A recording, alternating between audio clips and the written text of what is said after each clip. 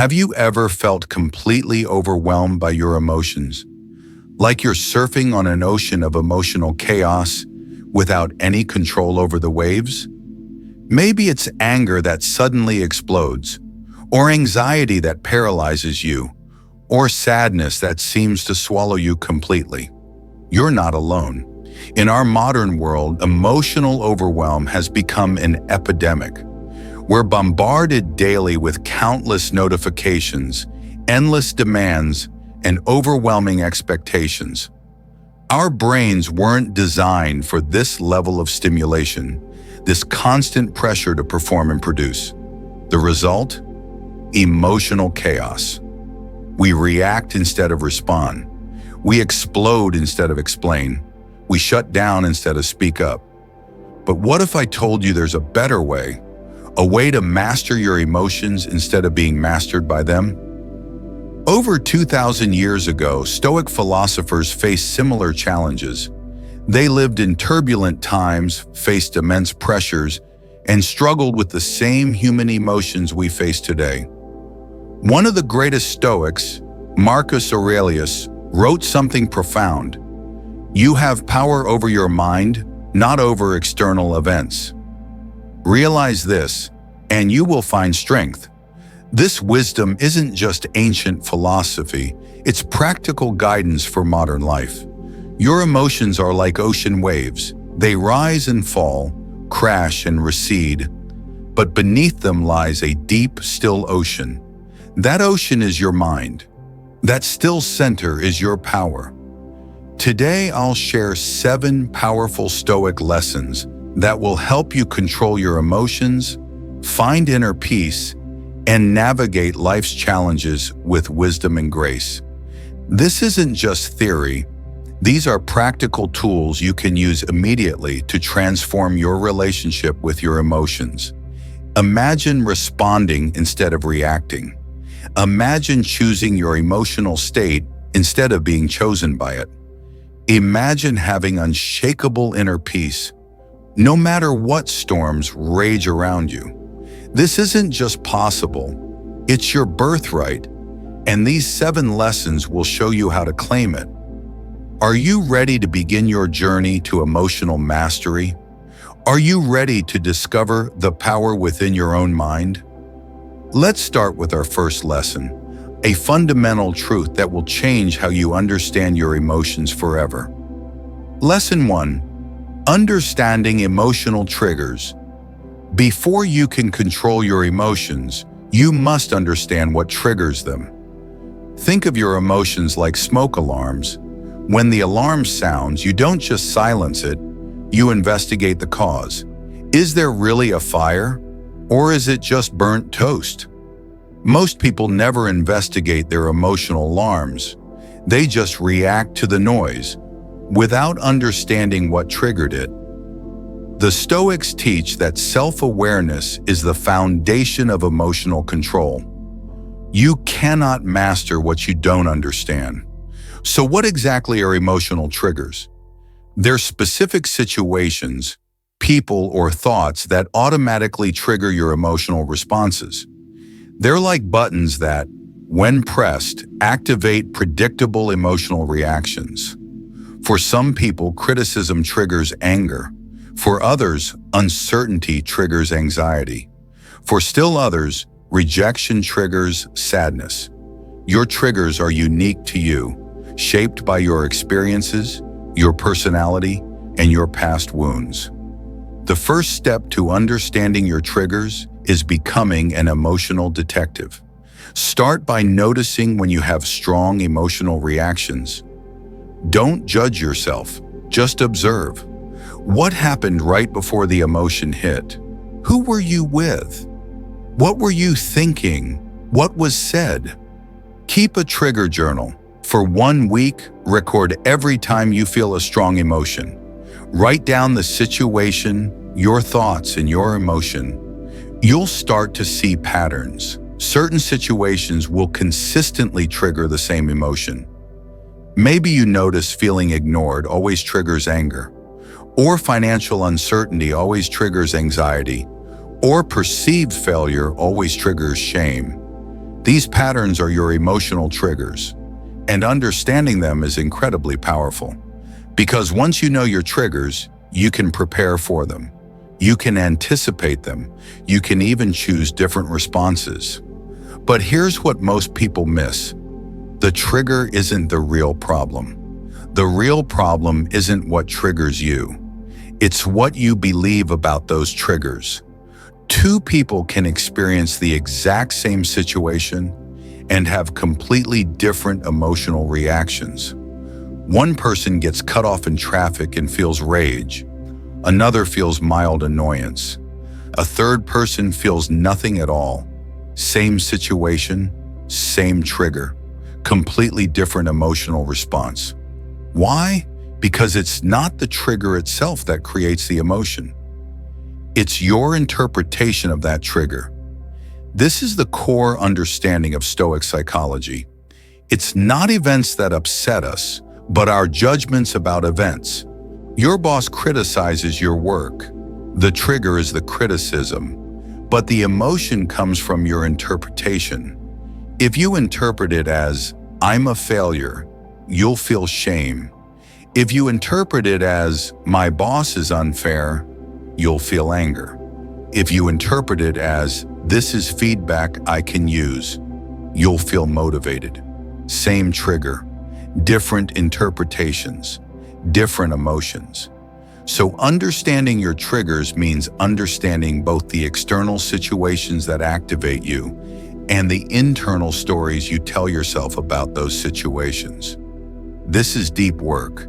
It requires honesty and courage, but it's transformative.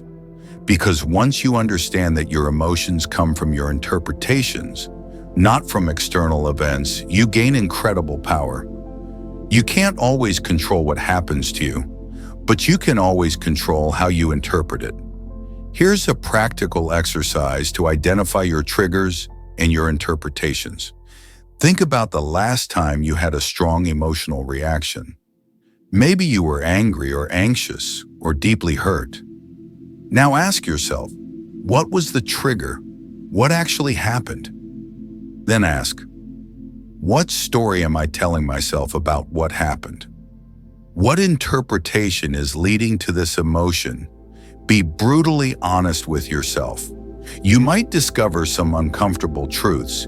You might realize you're telling yourself stories that aren't true. Maybe you believe that criticism means you're not good enough. Maybe you believe that uncertainty means danger's coming. Maybe you believe that rejection means you're not worthy of love. These beliefs are your real triggers. They're the landmines in your mind. The good news? Beliefs can be changed. Interpretations can be updated. But first, you must identify them. You must bring them out of the shadows and into the light. This is what the Stoics called exam, the daily examination of one's mind. Every evening, they would review their day. What triggered them? How did they react? What interpretations led to their emotions? What could they do differently tomorrow? This practice alone can transform your life, because awareness is the first step to mastery. You cannot change what you don't notice. So your homework for this lesson, start your trigger journal. Notice your emotional reactions. Identify the situations that trigger you. And most importantly, discover the interpretations that create your emotions. This isn't just an intellectual exercise. This is the foundation of emotional freedom. Understanding your triggers is like having a map of your mind. You'll know where the landmines are, where the pitfalls are, and where the safe paths are. Armed with this knowledge, you can navigate your emotional landscape with wisdom and skill. In our next lesson, we'll explore what to do when you encounter one of these triggers. We'll learn about the power of the pause, the crucial moment between stimulus and response where your freedom lies. But for now, practice awareness. Become the detective of your own mind. The insights you gain will serve you for the rest of your life. Lesson 2. The power of pause. Between stimulus and response, there is a space. In that space lies our freedom to choose our response. In our response lies our growth and our freedom. These words from Viktor Frankl perfectly capture the essence of our second lesson. The power of the pause. Most people live in reaction mode. Something happens and they immediately react. There's no gap. There's no space. There's no choice. Someone criticizes them. They become defensive. Someone cuts them off. They get angry. Something doesn't go their way. They feel frustrated. But the Stoics teach that this space between stimulus and response is where our power lies, where our freedom lives, where our wisdom emerges. The problem is, this space is often incredibly small. For most people, it lasts only milliseconds. Not enough time to make a conscious choice. But what if you could expand this space? What if you could create more room between what happens and how you respond? This is exactly what the pause does. It creates space. It buys you time. It gives you choice. The pause isn't about suppressing emotions. It's not about pretending you don't feel. It's about creating a moment of awareness before you act. Think of it like a mental speed bump. It slows you down enough to make a conscious choice instead of an automatic reaction. So how do you practice the pause? The first method is the simplest. Just breathe. When you feel a strong emotion rising, stop.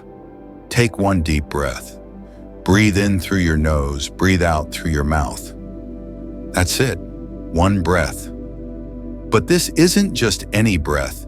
This is a conscious breath, a deliberate pause, a moment of awareness. In that one breath, you create space. You interrupt the automatic reaction. You give yourself a moment to choose. The second method is counting to 10. It's classic advice for a reason. It works. When you feel triggered, count slowly from 1 to 10. Don't rush it. Let each number be a moment of pause. 1, 2, 3. Feel the emotion, but don't act on it. 4, 5, 6. Notice what's happening in your body. 7, 8, 9. Consider your choices. 10. Now choose your response. The third method is grounding. When emotions hit hard, they often disconnect us from our bodies. Bring yourself back to physical reality. Feel your feet on the floor. Notice the temperature of the air around you. Touch something solid and focus on its texture. This physical awareness creates a pause. It brings you into the present moment. It interrupts the emotional spiral. The fourth method is asking questions. Instead of reacting, get curious. Ask yourself, what am I feeling right now? Why am I feeling this way? What story am I telling myself? What would be the wisest response here? These questions create space. They engage your rational mind. They shift you from emotional reaction to thoughtful response.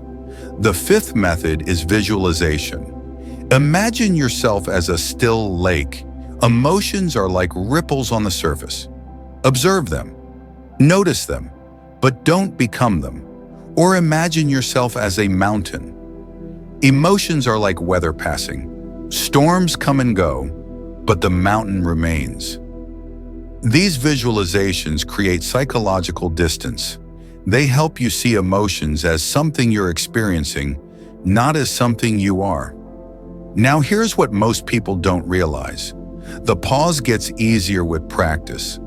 At first, it might feel impossible. The emotions are too strong. The reactions are too fast. But every time you successfully pause, even for a second, you're strengthening your pause muscle. It's like exercise. The first workout is hard. Your muscles are weak. You can barely lift anything, but you keep showing up. You keep practicing. Day after day, week after week. Slowly but surely, you get stronger. The exercises get easier. What once seemed impossible becomes routine. The same is true for the pause. At first, you might only manage a few seconds of pause. Maybe you remember to breathe after you've already reacted. That's okay. That's progress. Celebrate that small victory. You paused. You noticed. You're building awareness. Next time, maybe you'll remember to breathe before you react. Maybe you'll count to 3 instead of exploding. Keep practicing. Keep building that muscle. Eventually, the pause becomes your automatic response. Instead of automatic reaction, you'll automatically pause. This is the transformation. This is freedom. The Stoics call this hesychia, inner stillness, the quiet of the mind. Not that they don't feel emotions, they do. They're human, just like us. But they've developed the ability to pause, to create space, to choose their response wisely. This is a practical exercise to build your pause muscle. For the next week, identify one situation that frequently triggers you. Maybe it's when someone criticizes your work. Maybe it's when things don't go your way. Maybe it's when you feel disrespected or ignored. Just pick one trigger. Now commit to pausing every time that trigger occurs. Use whichever method works best: breathing, counting, grounding, questions, or visualization. It doesn't matter how long you pause. Even a second counts. What matters is that you pause. Keep a journal. Track your progress. Write down what worked, what didn't, and what you learned. After a week, you'll be amazed how much stronger your pause muscle has become. You'll also notice something profound. When you pause, you often discover that the emotion isn't as urgent as it first seemed. The anger that felt explosive might just be irritation. The anxiety that felt overwhelming might just be concern. The sadness that felt devastating might just be disappointment. The pause gives you perspective. It helps you see the emotion more clearly. It prevents you from making the situation worse with impulsive reactions. Remember, the goal isn't to eliminate emotions. That's impossible and undesirable. Emotions have value. They give us information. They tell us something about what matters to us. The goal is to respond to emotions wisely, not to react blindly. The pause is your tool for wise response. It's your gateway to emotional mastery. It's your path to inner freedom. In our next lesson, we'll explore how to work with the thoughts and interpretations that create your emotions. We'll learn the art of reframing your perspective. But for now, practice the pause. Start building that muscle.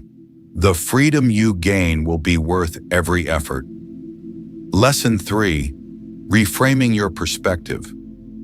We don't see things as they are. We see things as we are. This ancient wisdom holds the key to our third lesson: the power of reframing your perspective.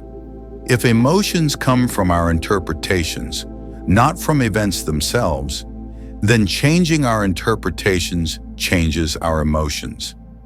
This is reframing, the art of looking at the same situation through a different lens. Think of it like looking through a camera. You can zoom in on the problems, or you can zoom out to see the bigger picture. You can focus on what's wrong, or you can adjust focus to find what's right. The situation doesn't change, but your experience of it changes dramatically. The Stoics were masters of reframing. They understood that while we can't always control what happens to us, we can always control how we interpret it. Let me share a classic Stoic example. Someone gets robbed on the street. Their initial interpretation: this is terrible. I'm a victim. The world is unfair.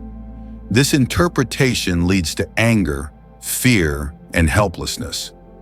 But the Stoic reframes: I'm still alive. I wasn't harmed. This is just material loss. I can replace what was taken. This experience teaches me to be more careful. Same event, different interpretation, completely different emotional response. So how do we practice reframing? The first method is questioning your thoughts. When you have a strong emotional reaction, ask yourself, is this thought completely true? What evidence do I have for this belief? What evidence do I have against it? What would someone else say about this situation? Often you'll discover that your initial interpretation is just one possible story, not an absolute truth. The second method is seeking alternatives. For any situation, there are multiple ways to interpret it. Your boss gives you negative feedback. Initial interpretation: they think I'm incompetent. Alternative interpretation: they want me to improve. Another alternative: they're investing in my growth.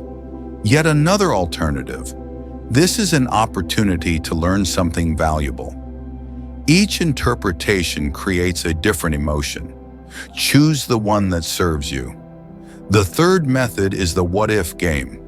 When you're stuck in a negative interpretation, ask yourself, what if this is happening for my benefit? What if this challenge is making me stronger? What if this difficulty is teaching me something important? This doesn't mean denying reality. It means seeking the potential benefit within reality. The fourth method is time travel.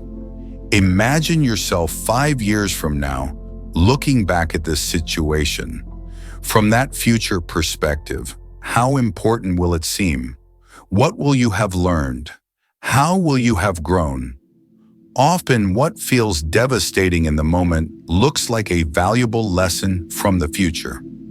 The fifth method is gratitude reframing. No matter how difficult the situation, there's always something to be grateful for. You lose your job. Gratitude reframe: I'm grateful for the skills I developed.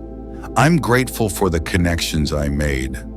I'm grateful for this opportunity to find something better. This doesn't deny the pain of loss. It adds perspective and hope to the situation. Now here's what's important to understand. Reframing isn't positive thinking. It's not about pretending everything is wonderful when it's not. Reframing is about accurate thinking.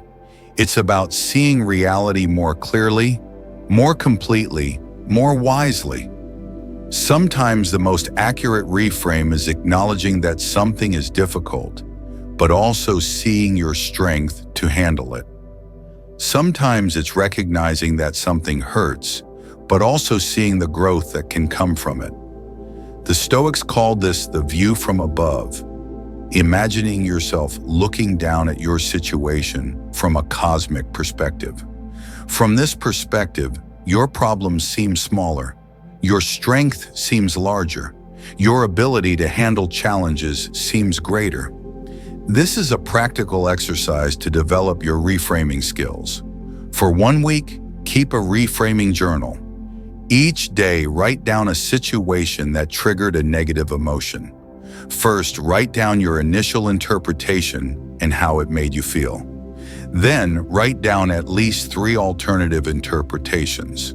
For each alternative, write down how it would make you feel. Finally, choose the most accurate and helpful interpretation and consciously apply it.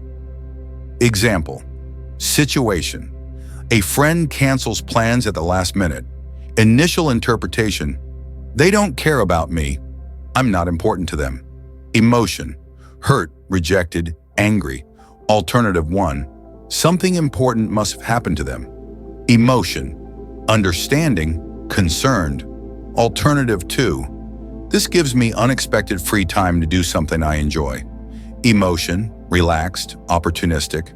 Alternative 3: this is a reminder not to depend on others for my happiness. Emotion: empowered, independent, chosen reframe.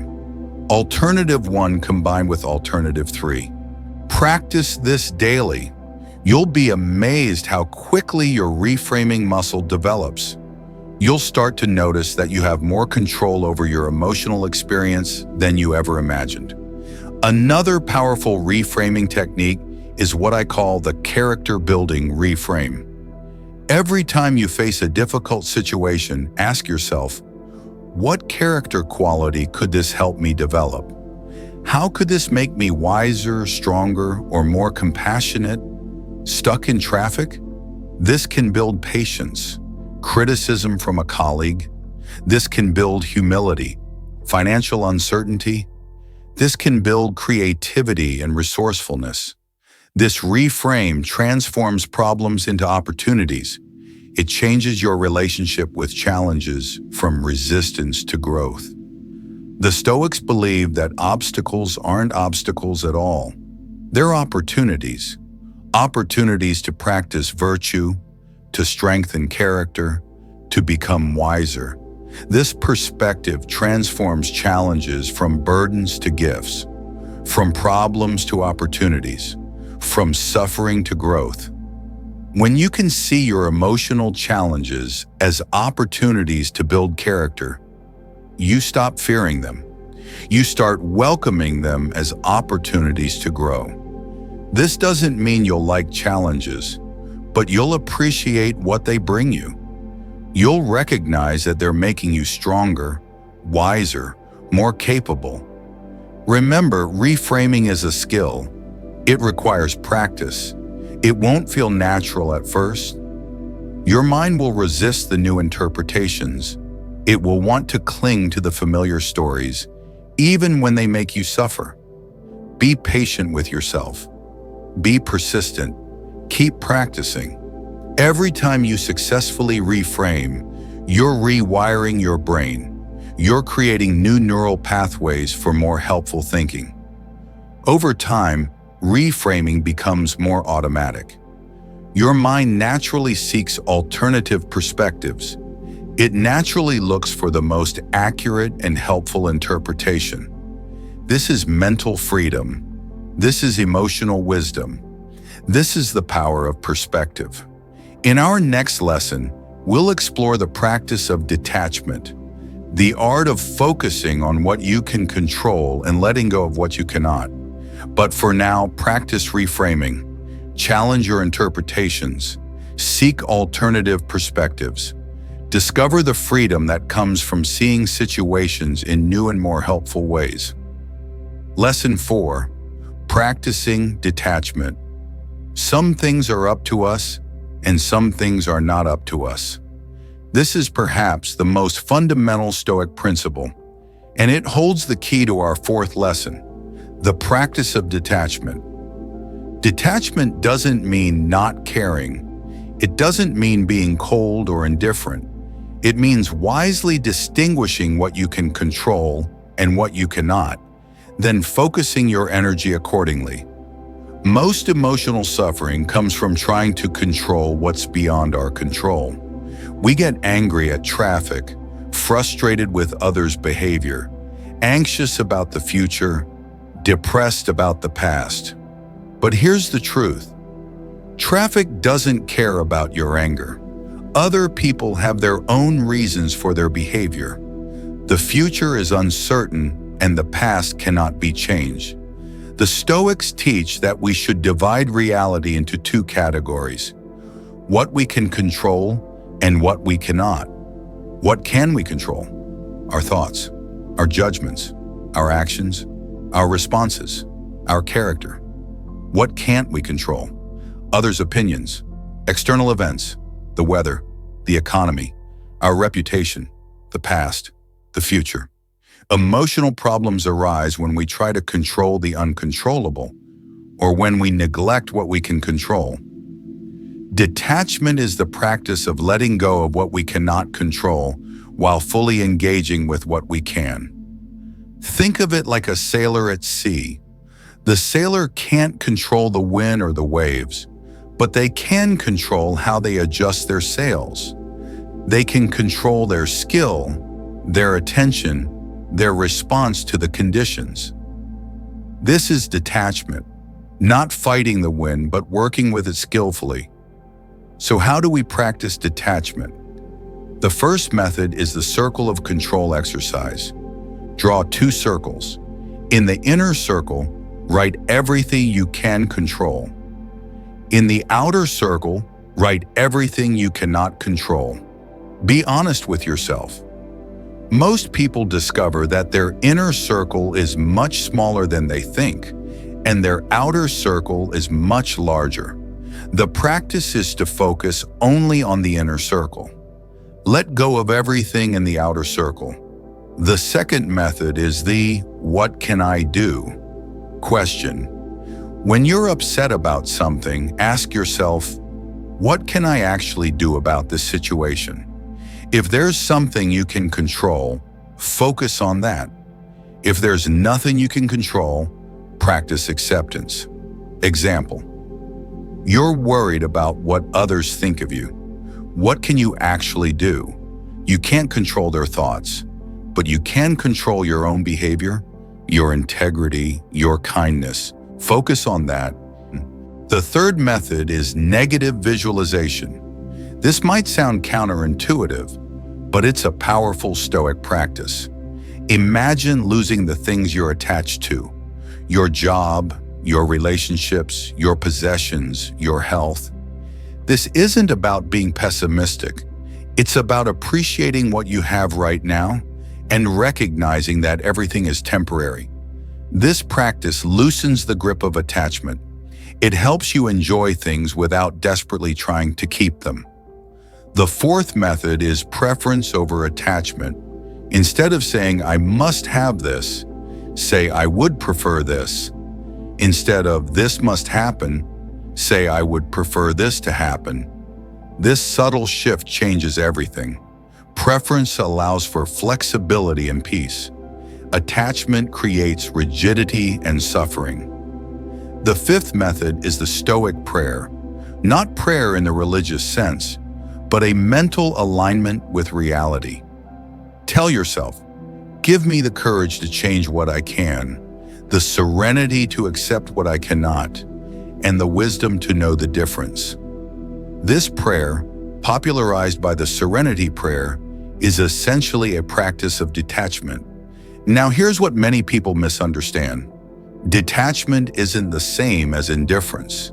Indifference is not caring about anything. Detachment is caring wisely about the right things. You can be deeply committed to your values, passionate about your goals, and fully engaged in your relationships while still practicing detachment. The difference is where you place your emotional investment. Detachment means investing in your character, your actions, your responses, not in outcomes you can't control. You can work hard on a project without being attached to the outcome. You can love someone deeply without being attached to them loving you back. You can pursue excellence without being attached to always succeeding. This is freedom. This is peace. This is wisdom.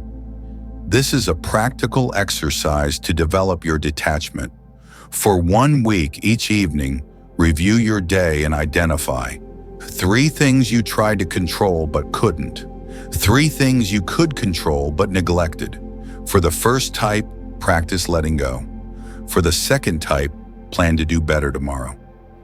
Example, Day 1 review. Couldn't control: traffic, colleagues' mood, weather.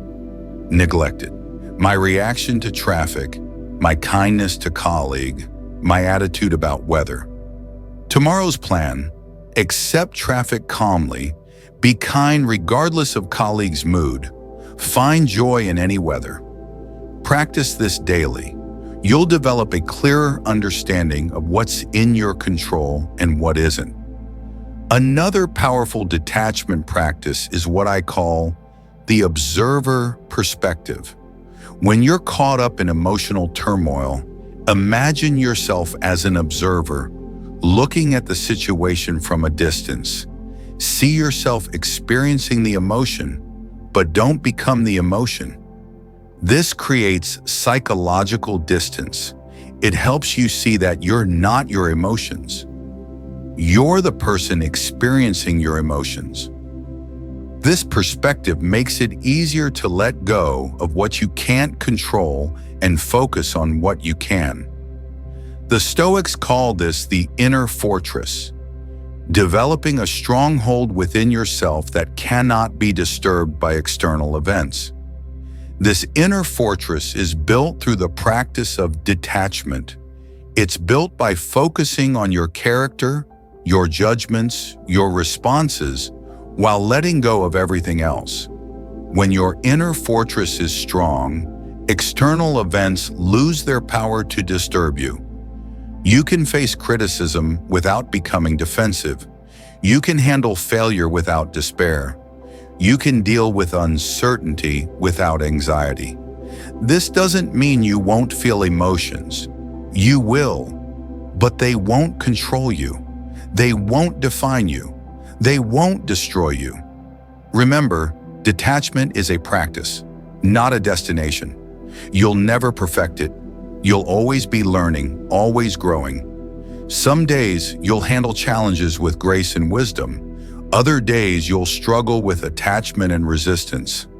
That's okay. That's human. The goal is progress, not perfection. The goal is to keep practicing, keep learning, keep growing. Every time you practice detachment, you're strengthening your inner fortress. You're developing emotional resilience. You're cultivating inner peace.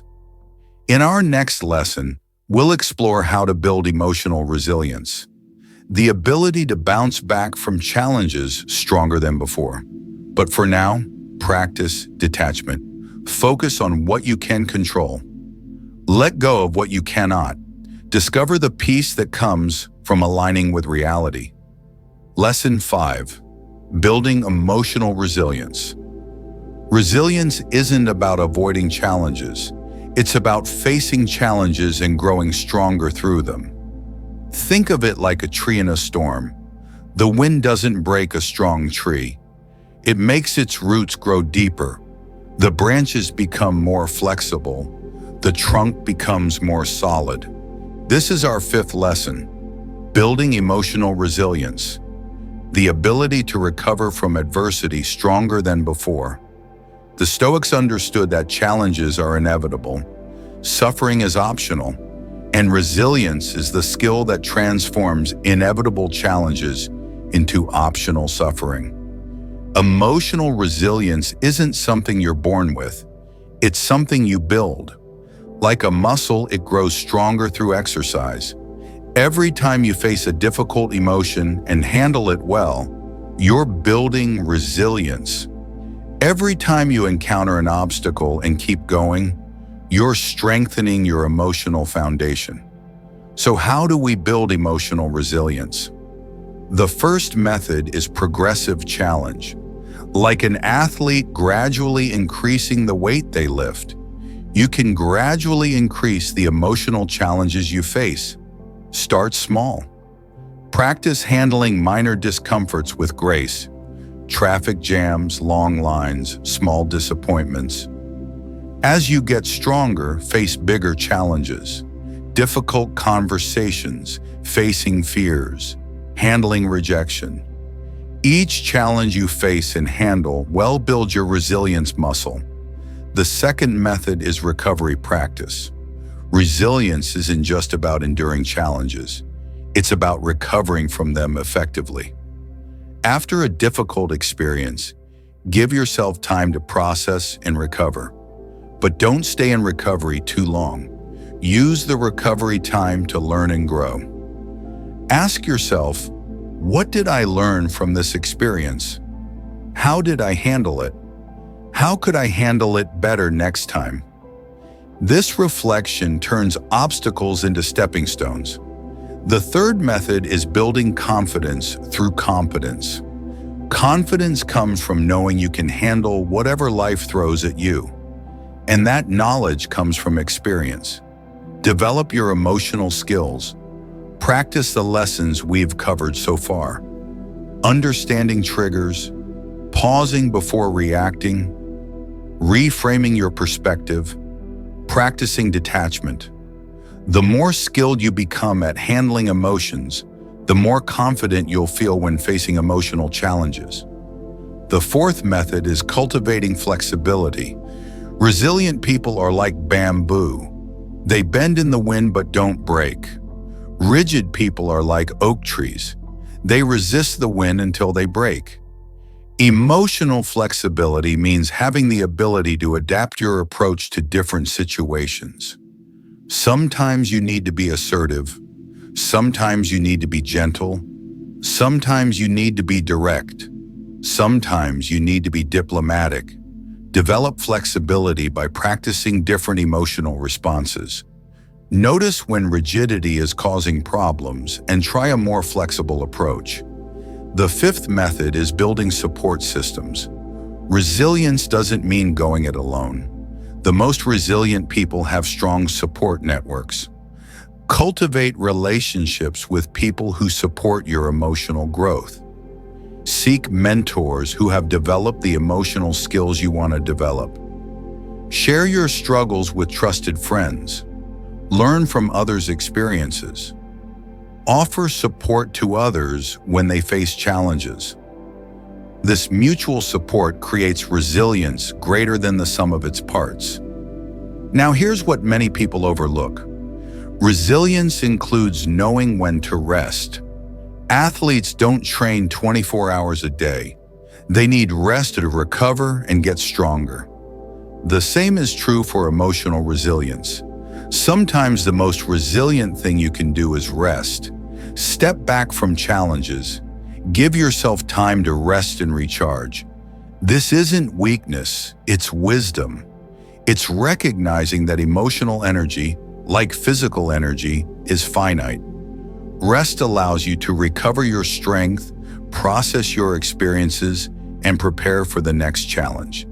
This is a practical exercise to build your resilience.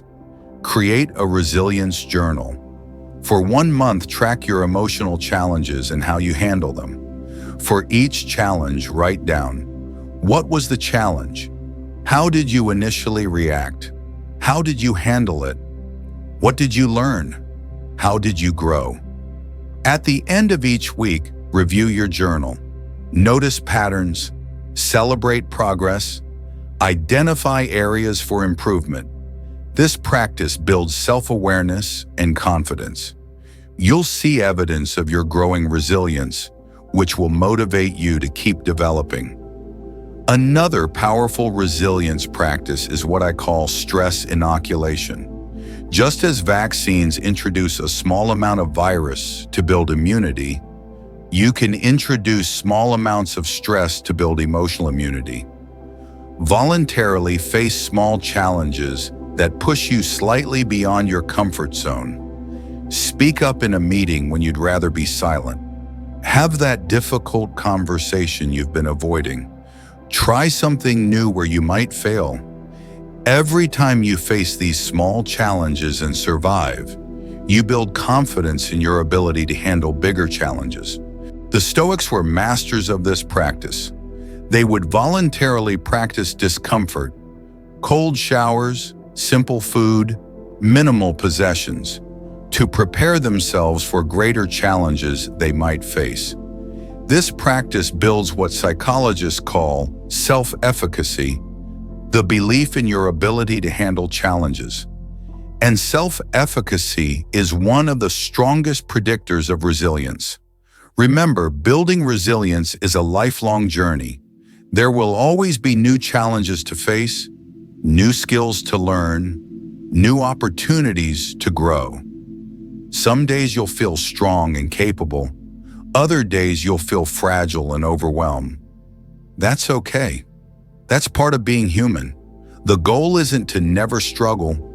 The goal is to get better at struggling, to learn from challenges, to grow through difficulties, to become stronger through adversity. Every challenge you face is an opportunity to build resilience. Every obstacle is an opportunity to practice recovery. Every difficult emotion is an invitation to develop wisdom. The Stoics believe that obstacles aren't obstacles at all. They're opportunities. opportunities to practice virtue, to strengthen character, to become wiser. This perspective transforms challenges from burdens to gifts, from problems to opportunities, from suffering to growth. When you can see your emotional challenges as opportunities to build resilience, you stop fearing them. You start welcoming them as opportunities to grow. This doesn't mean you'll like challenges, but you'll appreciate what they bring you.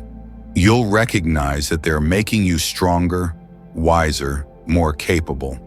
In our next lesson, we'll explore how to cultivate inner peace, the calm center that remains stable even in life's storms. But for now, focus on building resilience, face challenges with courage, recover from setbacks with wisdom, grow stronger through adversity, discover the power that comes from handling life's challenges with grace and skill. Lesson 6. Cultivating inner peace. Imagine a deep lake. On the surface, waves and ripples are constantly moving, but deep below, the water remains still and calm. This is inner peace, a deep, steady stillness that remains undisturbed by the waves of life's challenges.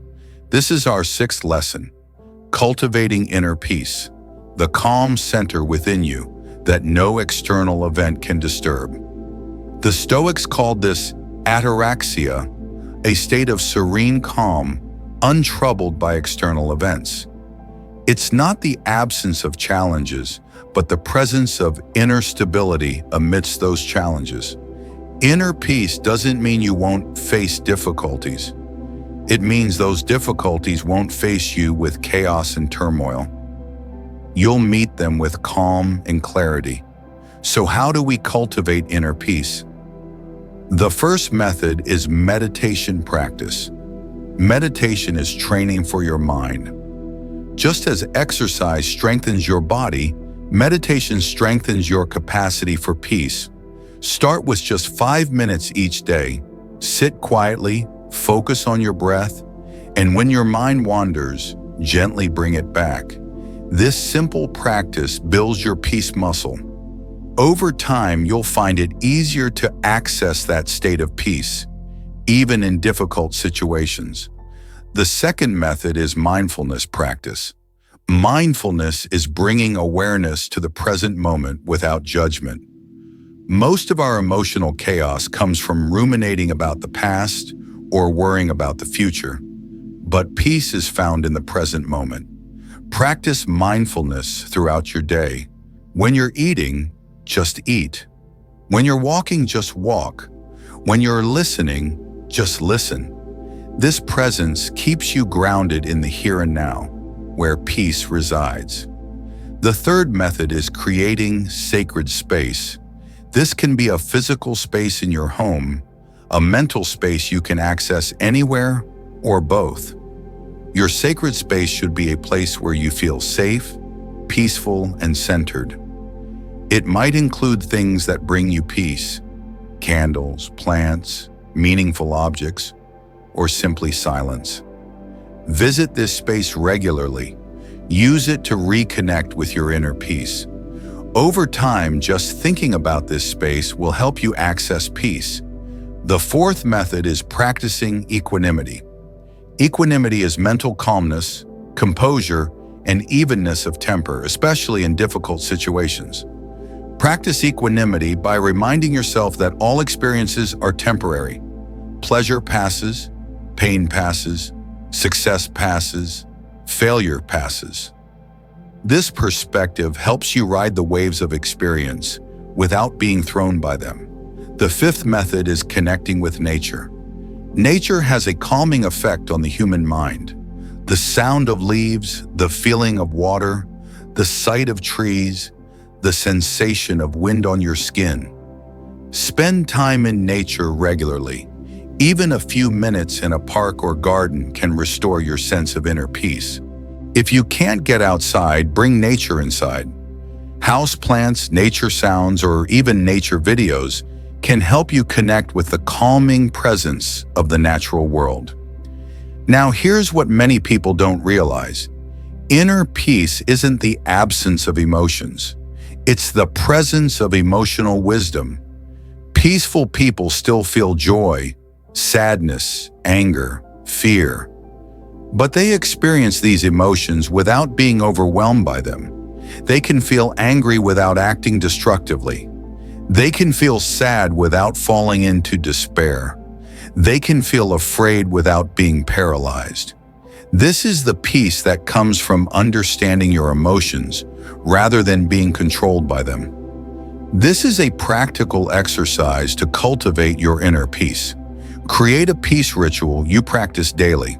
This might include morning, 5 minutes of meditation. Set intention for peace. Read something inspiring. Evening, review your day with acceptance. Practice gratitude. Let go of worries throughout the day. Mindful breathing breaks.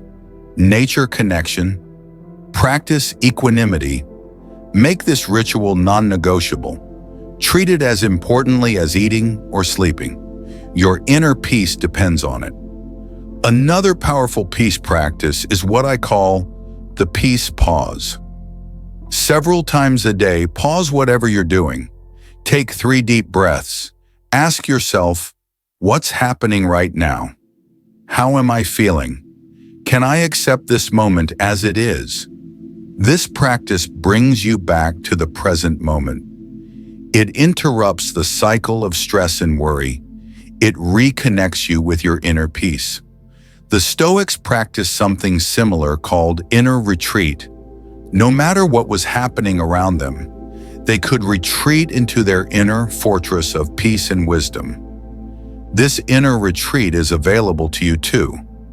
No matter how chaotic your external circumstances, you can always access that place of inner peace through practice.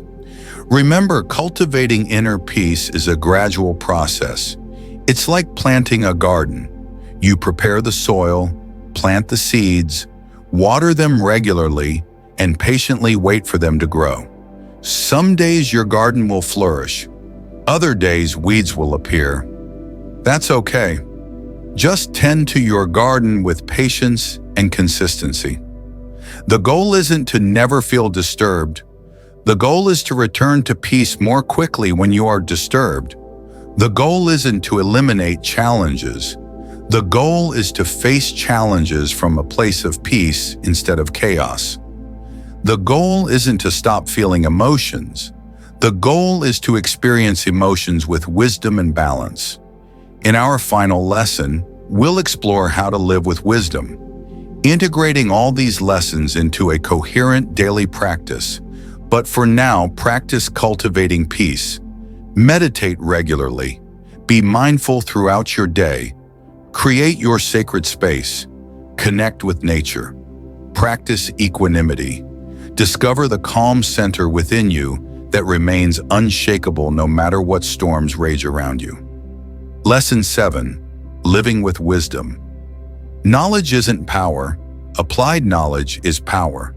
This brings us to our final lesson. Living with wisdom. Integrating all these Stoic lessons into your daily life. The Stoics understood that philosophy isn't meant to be discussed in classrooms. It's meant to be lived, practiced, and embodied in every moment. Wisdom isn't about knowing all the answers. It's about asking the right questions and making wise choices consistently. Living with wisdom means bringing all the lessons we've learned together into a unified practice. So how do we live with wisdom? The first method is daily integration practice. Each morning, review all 7 lessons and set intentions for how you'll apply them that day. Morning reflection. Today, I'll notice my emotional triggers. I'll pause before reacting. I'll reframe negative interpretations. I'll focus on what I can control. I'll build my resilience through challenges. I'll cultivate inner peace. I'll practice gratitude. This daily review keeps the lessons fresh and ensures they become part of your character. The second method is values alignment. Wisdom requires knowing what matters most to you and living in alignment with those values. Take time to clarify your core values: honesty, compassion, courage, growth, service. Whatever they are, make them explicit. Then, when faced with difficult choices, ask yourself, what would the person I want to be do in this situation? Which choice aligns best with my values? This values compass guides you toward wise decisions. The third method is the wisdom framework. When facing any situation, run it through this framework. Notice, what am I feeling? Pause, create space before responding. Reframe, is there a wiser interpretation? Detach, what can I control? Resilience, how can I grow from this? Peace, what would my calm self do? Gratitude, what can I appreciate here? This framework integrates all the lessons into a practical tool for wise living. The fourth method is community wisdom. The Stoics understood that we grow wiser together. Seek out people who embody the wisdom you want to develop. Learn from their examples. Share your struggles. Celebrate each other's growth. Create a community that supports wisdom rather than just success. The fifth method is legacy thinking. Ask yourself, how would I want to be remembered? What impact do I want to have? What wisdom am I cultivating that will outlive me? This long-term perspective helps you prioritize what truly matters and make choices that serve your highest good. The sixth method is wisdom journaling. Like Marcus Aurelius, keep a journal where you reflect on your daily experiences through the lens of wisdom. Write about, when did I act wisely? When did I react emotionally? What did I learn? How can I be wiser tomorrow? This practice accelerates your growth and deepens your understanding of yourself and wisdom. Now, here's what's crucial to understand. Living with wisdom is not about perfection, it's about progress. Some days you'll remember all the lessons and act with perfect wisdom. Other days you'll forget everything and react emotionally. That's okay, that's human. The goal isn't to never make mistakes. The goal is to learn from your mistakes. The goal is to keep practicing, keep growing, keep becoming wiser. Every time you apply one of these lessons successfully, you're strengthening your wisdom muscle. Every time you fail and reflect on it, you're learning. Every time you choose wisdom over impulse, you're becoming the person you want to be. This is the beauty of the Stoic path. It meets you where you are and guides you toward becoming wiser, one moment at a time. Wisdom isn't a destination you arrive at. It's a way of traveling through life with awareness, intention, and growth. Here's a practical exercise to integrate wisdom into your daily life. Create a daily wisdom practice that includes all 7 lessons. Morning, 5 minutes. Review the 7 lessons. Set one intention for each, commit to wise action. Evening, 10 minutes. Reflect on your day. Note where you acted wisely. Identify where you reacted. Plan for wiser living tomorrow. Throughout the day, use the wisdom framework. Practice mini pauses. Check in with your values. Make this practice the foundation of your daily routine. Treat it as importantly as brushing your teeth or eating meals. Your wisdom depends on this consistent practice. Another powerful wisdom practice is what I call the future self-reflection. When facing a difficult choice, ask yourself, what would my wisest future self advise me to do? How would the person I want to become handle this situation? This connects you with your highest wisdom and guides you toward choices that serve your long-term growth. The Stoics believe that the good life is not about what happens to us, but about how we respond to what happens to us. These 7 lessons give you the tools to respond wisely. They give you the skills to master your emotions. They give you the framework to live with purpose and meaning. Living with wisdom means integrating these tools into who you are so completely that they become second nature. You don't have to think about pausing, you just pause. You don't have to remember to reframe. You naturally see alternative perspectives. You don't have to try to be detached. You naturally focus on what you can control. This is the goal, not just knowing these lessons, but embodying them, not just understanding wisdom, but living it. Conclusion: your journey to emotional mastery. We've reached the end of our 7 lessons, but this is not an ending. It's a beginning. The beginning of your journey to emotional mastery. The start of a new relationship with your emotions. The dawn of greater wisdom, peace, and freedom. Lesson 7. Living with wisdom. Integrate all lessons daily. Align with your values. Make wise choices consistently. Lesson 7. Living with wisdom. Integrate all lessons daily. Align with your values.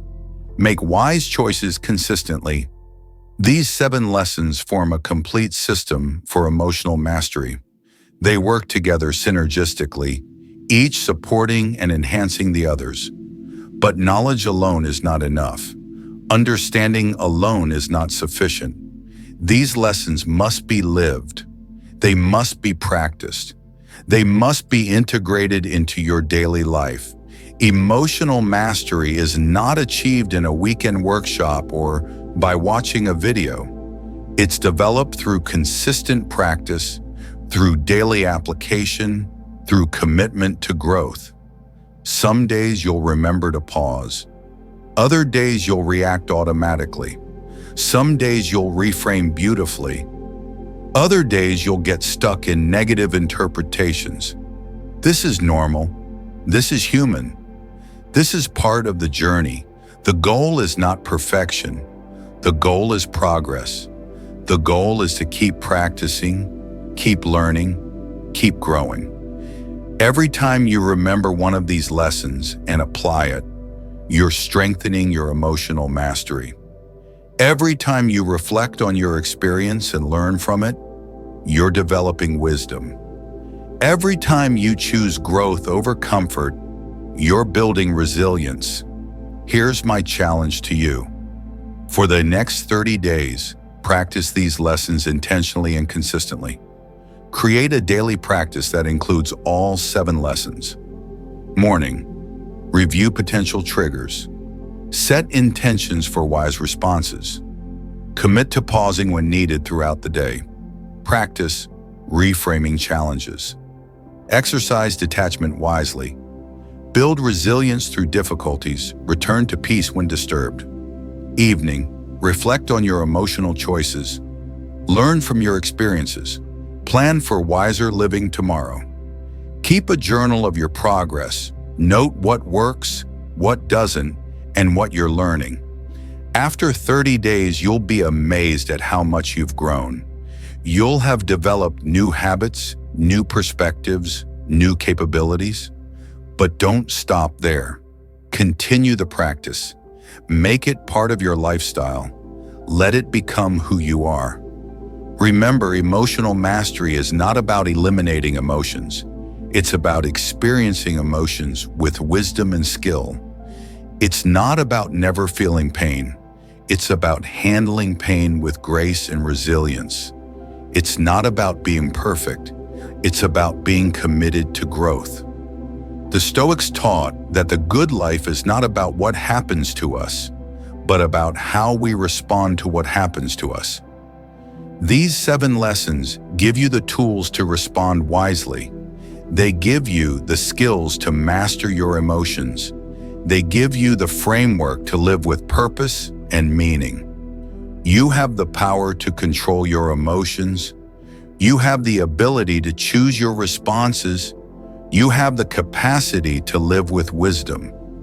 This power has been within you all along. These lessons simply help you access it, develop it, and express it. Emotional mastery is your birthright. It's your potential. It's your journey. I encourage you to walk this path with courage, to practice with dedication, to grow with humility, to live with wisdom. The world needs emotionally wise people. It needs people who can respond instead of react, who can find peace amidst chaos, who can turn challenges into opportunities. By developing your emotional mastery, you're not just improving your own life, you're contributing to a wiser, more compassionate, more emotionally healthy world. Thank you for joining me on this journey. Thank you for your commitment to growth. Thank you for your willingness to become the emotionally wise person you're meant to be. Your journey to emotional mastery starts now. Take that first step. Practice that first lesson. Make that first wise choice. The life of emotional mastery you've imagined is waiting for you. Go claim it.